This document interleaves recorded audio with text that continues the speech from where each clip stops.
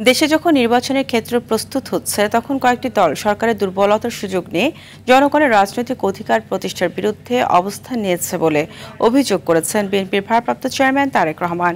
বাংলাদেশ চীন মৈত্রী সম্মেলন কেন্দ্রে জাতীয় বিপ্লব ও সংহতি দিবস উপলক্ষে আয়োজিত আলোচনা সভায় এই অভিযোগ করেন তিনি। বলেন, নারীদের কর্মঘণ্টা কমানোর কথা বলে একটি পক্ষ কৌশলে নারীদের চাকরি না দিতে উৎসাহিত করছে। খান আলামিনের রিপোর্টে থাকছে বিস্তারিত।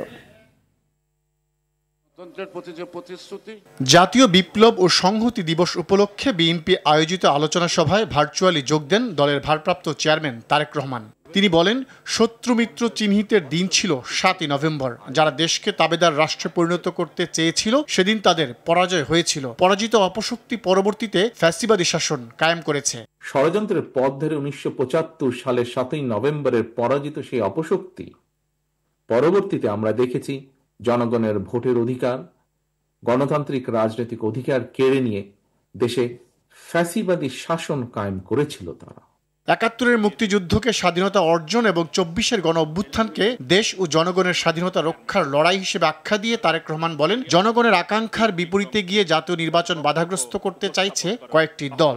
সরকারের দুর্বলতার সুযোগ নিয়ে কার্যত গণতান্ত্রিক জনগণের রাজনৈতিক অধিকার প্রতিষ্ঠার বিরুদ্ধেই মনে হয় অবস্থান নিচ্ছে বা নিয়েছে।